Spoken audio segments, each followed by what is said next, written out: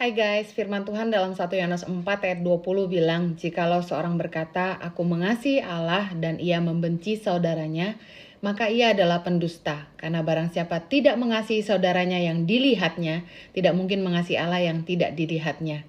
Keluarga, teman-teman di sekitar kita adalah tempat kita belajar melakukan firman Allah. Nggak mudah untuk belajar mengasihi. Banyak keluarga, saudara, sedarah kandung aja bisa bertengkar hanya gara-gara harta. Kalau kita punya adik kakak yang karakternya nyebelin banget, yang nyusahin banget, apalagi bukan seayah seibu ya, mungkin tiri, itu nyakitin banget dan nyebelin banget, rasanya kita udah gak mau tahu mereka. Tapi firman Tuhan ini berkata, kalau kita benci mereka berarti kita tidak mengasihi Allah. Belajar mengasihi yuk, meskipun berat rasanya. Terus belajar. Tuhan berkati. Tahukah Anda bahwa dalam rumah tangga, ayah itu haruslah yang menjadi sumber untuk menafkahi.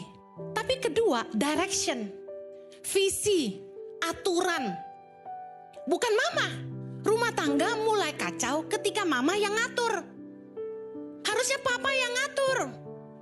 Mama itu penolong dan penasehat yang menjalani visi itu. Nah, jadi harusnya seorang bapak berfungsi gini. Sayang, kamu mau sekolah apa? Kamu mau kemana setelah ini? Papanya yang ajak ngomong dan kasih arahan. Kalau papa lihat, kamu orangnya people person, kamu ramah sama orang. Mungkin bagus juga kamu kuliah yang mengarah ke hal-hal yang langsung bersentuhan dengan orang. Atau kita punya anak yang kaku, yang ngomong sama orang gak pinter. Kita harus berani arahkan, kayaknya kamu behind the desk, orang di belakang meja. Papa yang harusnya lakukan itu, giving direction. Nah, ketika itu tidak terjadi, itu sangat melukai. Anak-anak jadi gak punya arahan. Gak heran rumah tangga berantakan. Dan ketika anak bikin salah, contoh, kuliahnya berantakan. Dia salah milih. Dia pilihnya teknik industri. Padahal dia gak ngerti, susah. Akhirnya IP-nya rendah, 2,6, 2,4. Papa marah. Papa banting tulang kerja keras buat kamu sekolah. Nilai kamu jelek terus. Sih, melukai. Padahal salah siapa? Papa gak kasih arahan. Firman Tuhan itu keren sekali. Jangan nuntut anak terus hormat sama orang tua. Tapi sebagai ayah, gak boleh nyakitin hati anakmu.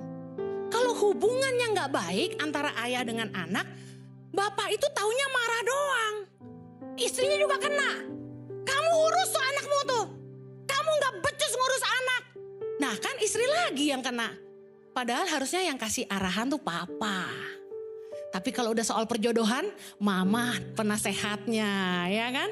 Teach your boy how to treat a lady. Impact Community Indonesia telah mengadakan 3 kali ibadah setiap hari Minggu.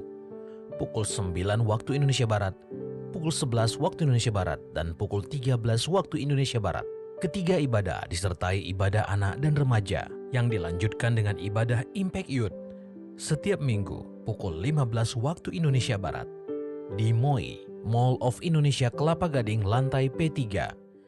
Dalam hidup kita, Tuhan punya kehendak. Saya percaya kalau orang bisa lahir ke dunia ini bukan karena kebetulan, bukan karena kemauan orang tuanya, tapi karena Tuhan punya rencana. Di dalam hidup setiap kita ada kehendak Bapa, yaitu pekerjaan baik yang Dia titipkan dalam hidup kita. Hari ini, mari lihat hidupmu.